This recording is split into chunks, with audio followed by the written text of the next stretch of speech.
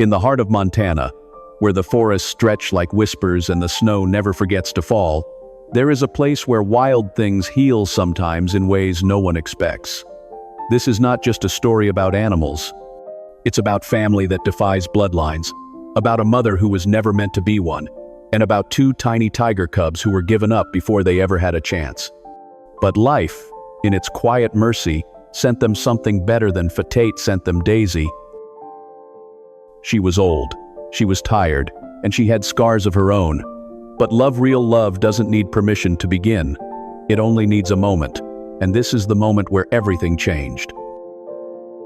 Before we begin, take a second to share with us. Where in the world are you watching this story from? Leave a comment below. We'd love to hear your city, your country, or even your favorite animal companion. And if this story already has your heart, stay with us. It only gets more beautiful from here. In the highlands of western Montana, winter lingered stubbornly. It was mid-March, but the snow still clung to the branches of the towering pines that bordered the Snow Ridge Wildlife Reserve. The temperature had dipped below 20 degrees Fahrenheit the night it happened. A night so still and cold it seemed, even the wind had fallen silent. Deep within a protected enclosure tucked against the northern bluff, under a half-collapsed shelter of logs and straw, a tigress named Mira gave birth to two cubs, one male, one female. Life had emerged in the heart of winter, and yet, love did not follow. Mira was no ordinary tiger. She was a 5-year-old Bengal tigress rescued 2 years earlier from a defunct roadside zoo in Louisiana, where she had spent her formative years in a rusting steel cage, underfed and poked at through bars. She arrived at Snow Ridge scarred physically and mentally.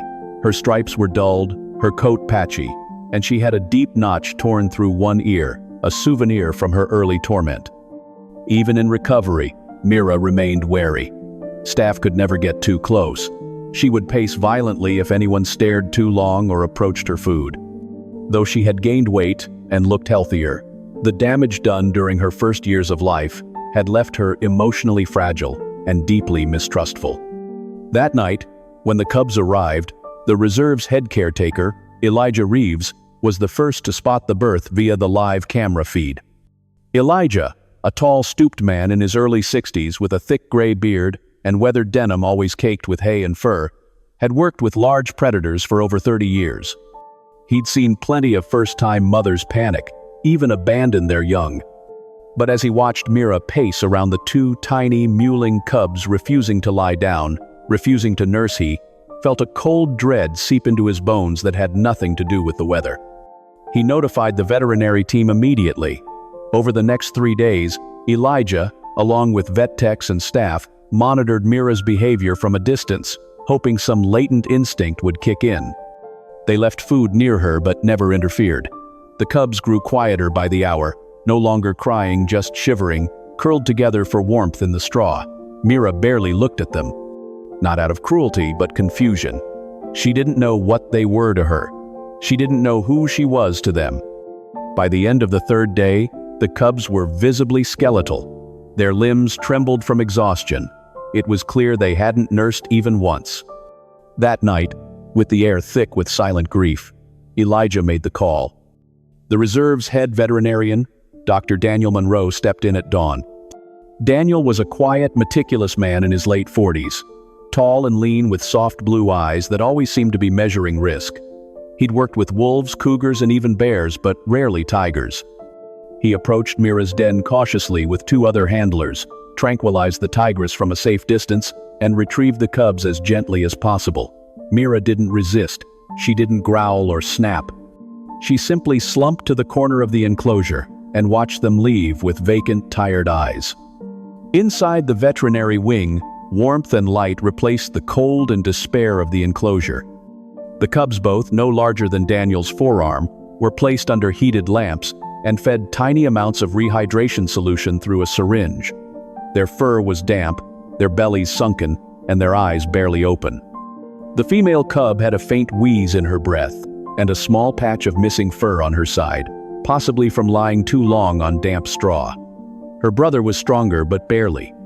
Daniel worked alongside a vet technician named Karen Holt, a round-faced woman in her early 30s with freckles, thick auburn hair tied in a bun, and a voice that always seemed to hum with nervous energy. She was new to the reserve, only 2 months into her job, but had already gained a reputation for gentle hands and a stubborn heart. She fed the cubs every 2 hours through the night, speaking to them softly, calling them Brave One and Little Star. But as the days passed, Daniel knew milk formula alone wouldn't be enough. Wild cats raised without a proper mother's milk, without warmth, grooming, bonding grew up frail, behaviorally stunted, sometimes even violent. They needed more than nutrition. They needed a mother. And right now, there was none. Daniel stared through the frosted glass window of the nursery, hands in his lab coat pockets, thinking. Outside, the snow had started to fall again. Thick, quiet flakes drifting down like feathers. In the distance, Mira had begun to pace once more, restless, uncertain. Maybe she knew something had changed, maybe not. The cubs slept, curled together in a heated box, their bodies still far too small, but their tiny chests now rising and falling with rhythm. For now, they were safe.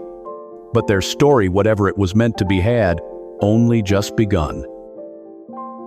The wind howled through the pine trees that lined the Snow Ridge Wildlife Reserve, brushing the snow off the tallest branches like soft ash falling over the earth. Inside the neonatal room of the clinic, a warm hush had settled. 2 tiger cubs, just days old, were finally breathing steadily in a temperature-controlled enclosure. Their stomachs now showed the roundness of recent feeding, but even as Dr. Daniel Monroe watched them, a knot of worry stayed in his chest.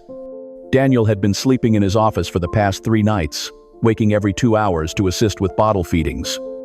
His usually neat appearance had given way to fatigue, his dark blonde hair flattened on one side, shirt half tucked, lab coat stained with formula.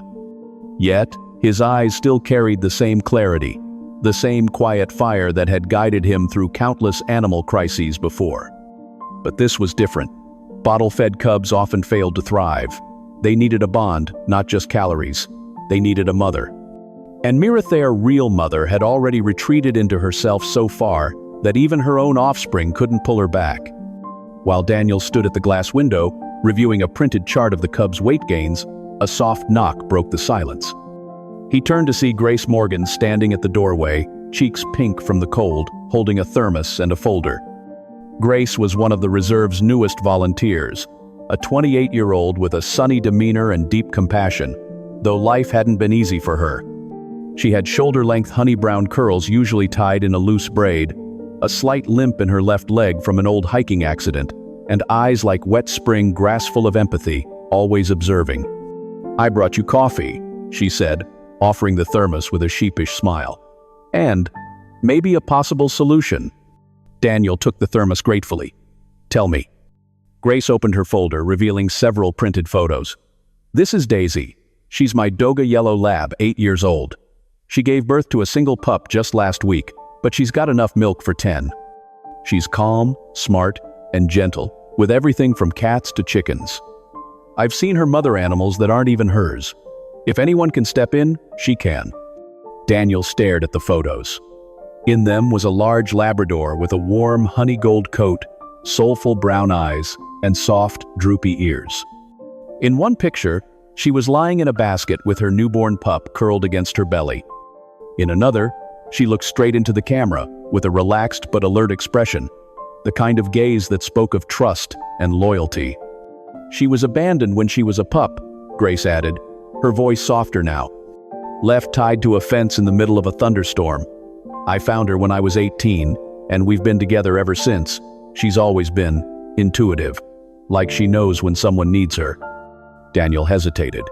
Introducing a domestic doge, especially one with her own pupin, to a clinic with apex predator cubs, wasn't exactly standard protocol. But this wasn't a standard situation. "I'll need to examine her," he said finally. "Make sure she's healthy enough, and we'll have to supervise every second of their first contact." Grace smiled, her relief evident. "I'll bring her in the morning." The next day, as dawn painted pale orange across the snow-covered hills, Grace arrived with Daisy bundled in a thick green blanket in the back of her Subaru. The dog wagged her tail politely when Daniel opened the back hatch but didn't bark or jump. She was large for a lab about 70 pounds but moved with slow, deliberate steps, as if always calculating the safest path. Inside the clinic, Daisy was examined by Daniel and his team. Her vitals were excellent, her mammary glands full. Her single puppy, named Maple, had been left home under the care of Grace's roommate. At 10:42 a.m., the team prepared for the first meeting. The tiger cubs had just woken and were making soft, whimpering noises. Daisy was led into the room on a leash, sniffing the air with curiosity but without alarm. When she saw the cubs, Daisy paused. There was a long moment of silence as everyone held their breath. The Labrador looked at the small, striped bundle still barely bigger than her front paw sand, then, without any prompting, gently lay down beside them.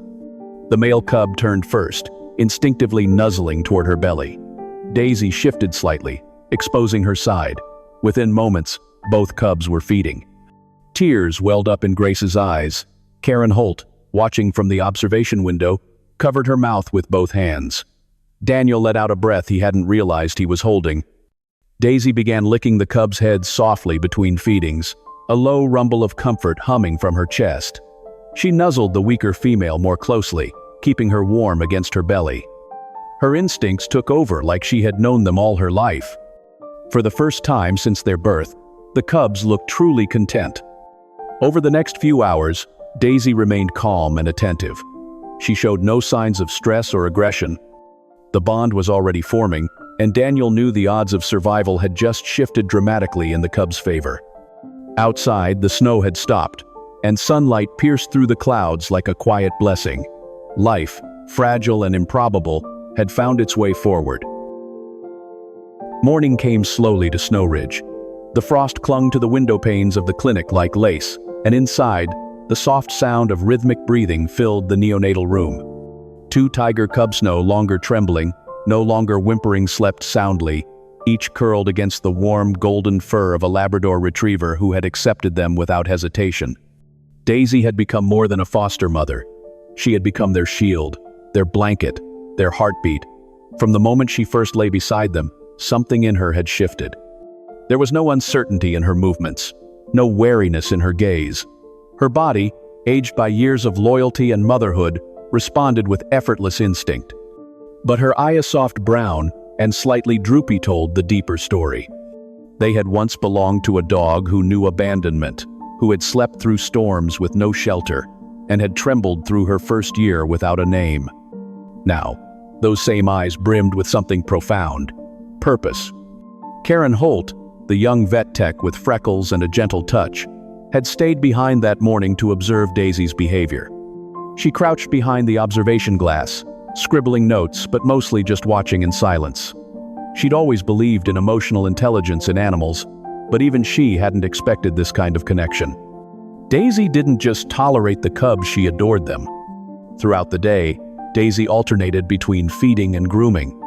She would lick their small ears with slow, deliberate care, her wide tongue smoothing down their striped fur, which had become matted during the difficult days of hunger and cold. After meals, she curled her body around them, forming a cocoon of warmth. Even when one of the staff came in to check the cubs' vitals, Daisy would raise her head and let out a quiet, low growl, not aggressive but protective, as if to say, "They're mine now, be gentle." Dr. Daniel Monroe, though still cautious, had begun to relax. Each hourly check showed steady improvement in the cubs' vitals, temperature stabilizing, hydration increasing, appetite returning.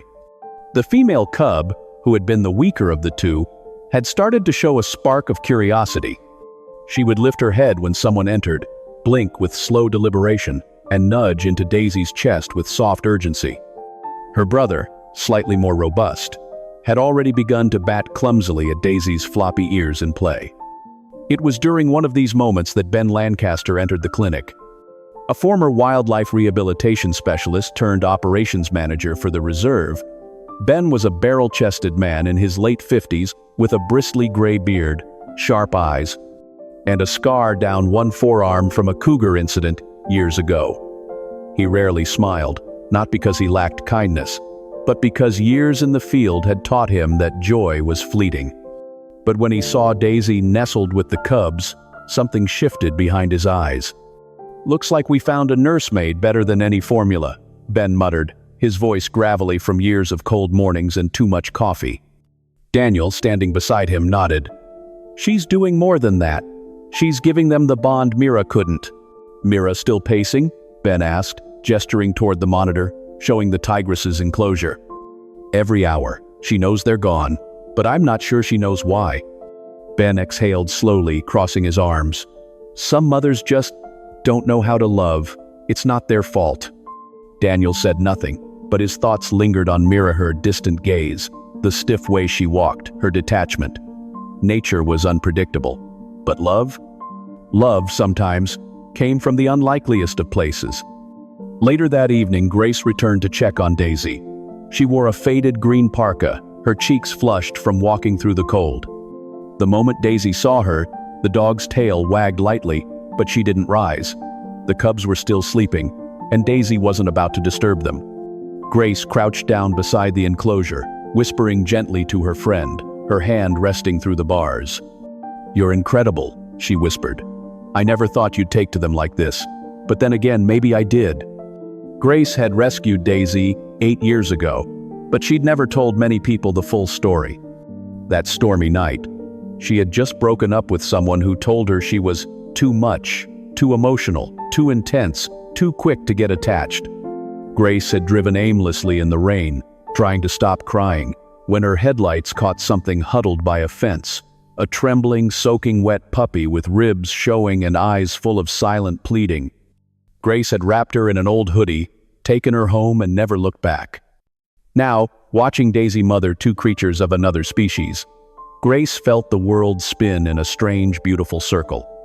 A dog once unloved had become the very definition of love. By nightfall, the clinic was quiet again. Daisy shifted only to reposition the cubs, her body now a familiar terrain to them. They breathed with her, their tiny bellies rising and falling in rhythm with her heart. Ben, before heading home, returned once more to look in. Karen had left a note on the door. "Cubs stable, Daisy grooming, weight check tomorrow." He read it, then looked inside at the sight of the 3 sleeping form-striped, golden, and full of quiet miracles. And for the first time in weeks, Ben Lancaster smiled. The Montana spring came slowly, as if unsure it was welcome after such a long, brutal winter. Snow still clung to the shady edges of the pine trees, but patches of earth had begun to show beneath. At Snow Ridge, the air smelled of thawed soil and cedar, and the chorus of nature-chirping birds, melting drips, distant howls, returned one note at a time. Inside the main clinic building, the 2 tiger cubs had grown dramatically. No longer fragile bundles needing heat lamps, they were now over 30 pounds each, their muscles forming under golden-orange fur thick with black stripes.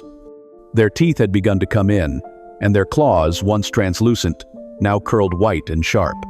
But what struck most people wasn't their strength, it was how inseparable they remained from Daisy.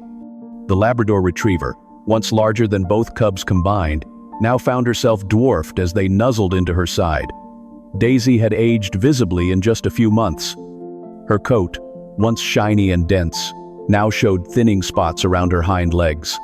Her gait had slowed, she paused more before standing. She was only 8, but mothering 2 predators had taken its toll. Daniel Monroe noticed it first. During routine weigh-ins, Daisy's breath came shorter. Her appetite waned. Her limbs trembled slightly when she stood after long naps. Though blood work returned no major red flags, Daniel suspected the unrelenting maternal effort had pushed her body to its limit.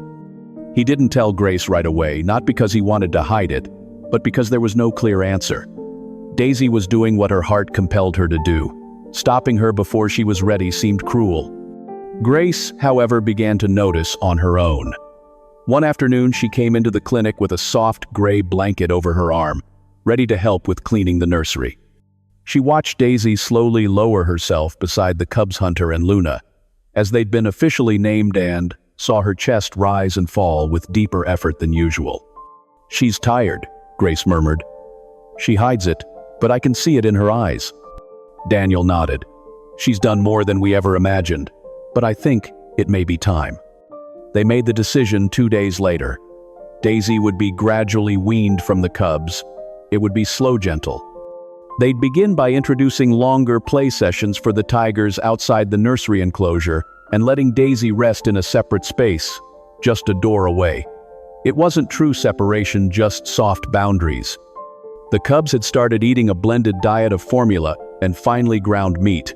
They didn't need milk anymore. What they clung to was something harder to measure: presence.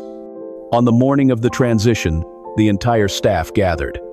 It wasn't an official meeting, more of an unspoken moment. Karen stood beside the nursery gate, her clipboard held to her chest. Ben leaned against the doorframe, arms crossed tightly. Even Mira, their biological mother, still housed in a distant enclosure, seemed agitated, pacing faster than usual. Daisy lay curled against the far wall of the nursery, Luna's paw resting over her front leg. When Grace entered and knelt beside her, the dog lifted her head weakly, but gave a few gentle thumps of her tail. "Hey, Mama," Grace whispered, rubbing her ears. "You did it." It took almost 20 minutes to guide the cubs outside. Hunter resisted first, his frame now muscular but still clumsy. He growled lightly when Grace pulled him back, turning toward Daisy with a small, sharp cry. Luna followed slowly, pressing herself against the doorframe before finally crossing the threshold. Daisy did not follow. She lay where she was, watching them through the open door, tail still, no bark, no whimper, only a gaze that carried everything: pride, fatigue, and a kind of sorrow only mothers understand. The next week was hard for everyone. Hunter became restless, pacing the fence line whenever Daisy was out of sight. Luna whined more than usual, refusing food on 2 occasions. But gradually, they adapted. They began to play more with one another. They explored their enclosure's new additions: logs to climb, water to splash in, and Daisy, for her part, slept more. She spent quiet afternoons in Grace's care, napping on a porch bed surrounded by sunlight, her breathing finally steady and deep. On the last day before Daisy returned home permanently, the staff held what Karen jokingly called a retirement ceremony, though no one really laughed. Daisy was brought into the enclosure one final time. Hunter and Luna rushed to her, rubbing their massive heads against her ribs, licking her ears, laying beside her in a twisted heap of fur and stripes and love. They no longer needed her, biologically but emotionally, they weren't ready to say goodbye. Neither was she. It was Ben who took the lead when it came time. He stepped in, crouched beside Daisy, and with hands calloused from years of wrangling wolves and tranquilizing elk, gently looped a harness around her chest. She didn't resist. She looked up at Grace, then at the cubs, and let herself be guided away. Luna gave a final cry, pacing after them until she reached the end of the enclosure's fence. There, she stopped and pressed her forehead against the bars.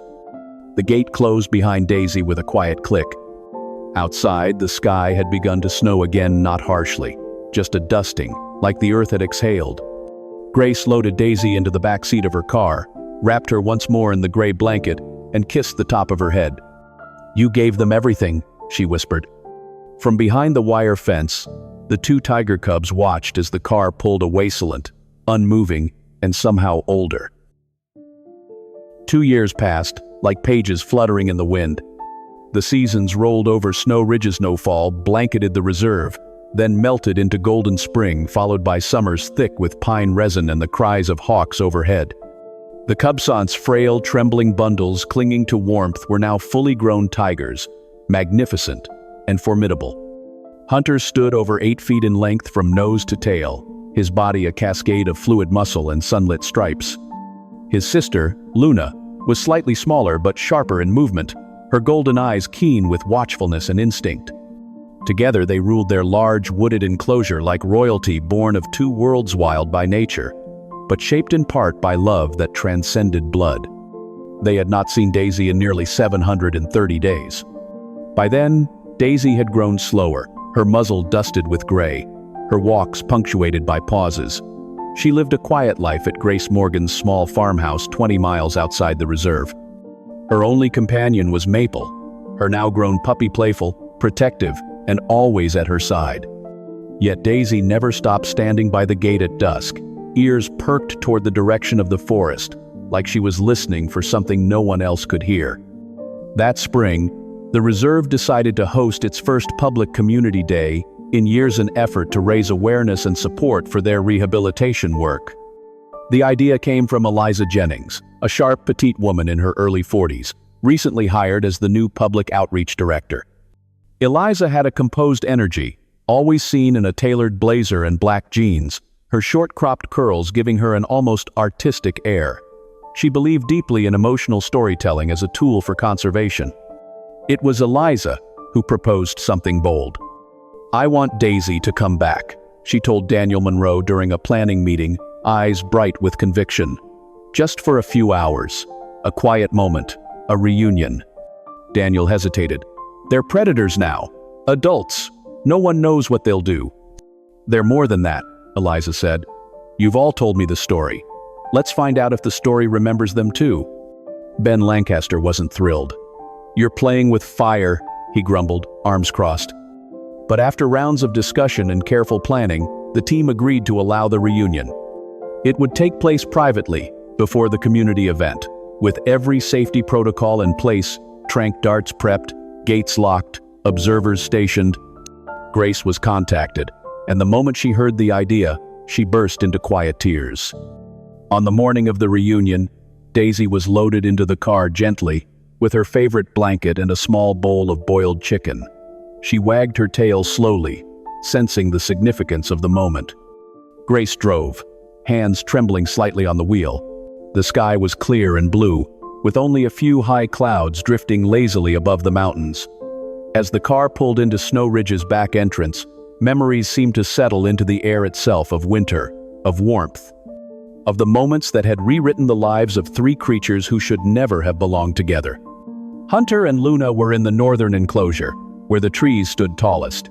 They lounged in the sun that morning, blinking lazily. But when the gate at the far end of the path opened and Daisy stepped out, guided only by Grace's leash, everything shifted. Luna's ears twitched first. Then Hunter stood alert, focused, nostrils flaring. For a moment, the staff braced for alarm. Ben's hand hovered near the tranquilizer rifle. Eliza held her breath. Karen whispered under her breath, "Please let them remember."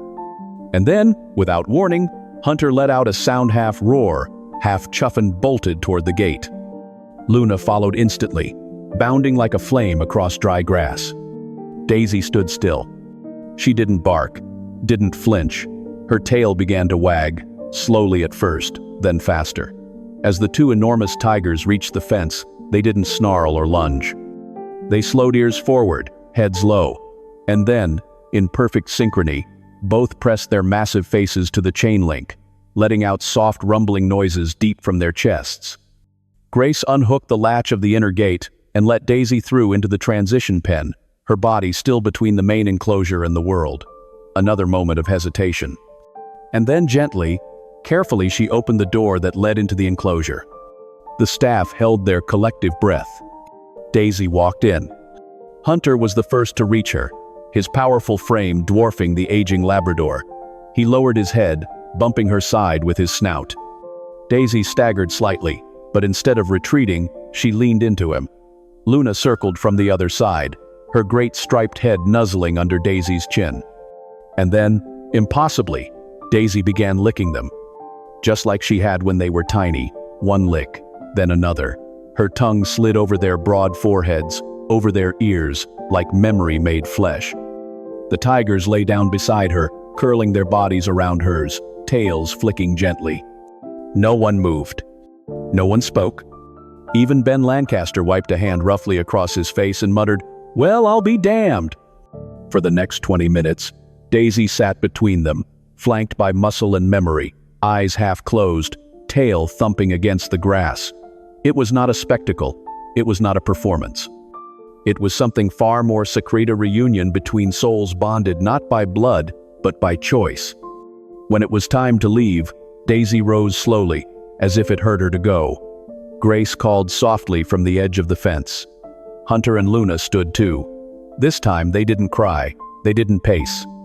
They simply pressed their foreheads against hers one last time. As Daisy stepped back through the gate, the sun broke through the clouds above and spilled golden light across the field. And for everyone watching, scientists, caretakers, Visitors who had quietly gathered nearby, there was no doubt left. Some love does not fade. Some family is chosen, and some mothers never truly leave. Sometimes, the purest love comes from the most unexpected places. Daisy was never meant to raise tiger cubs. She was never meant to be a mother to creatures born to hunt and roam wild.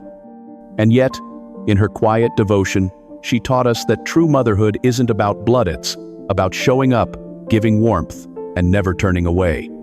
Hunter and Luna were shaped not only by instinct but by love. And Daisy, once abandoned herself, became the very anchor that kept them alive, physically and emotionally. Her story reminds us that healing can be passed from one soul to another, no matter how different they may be.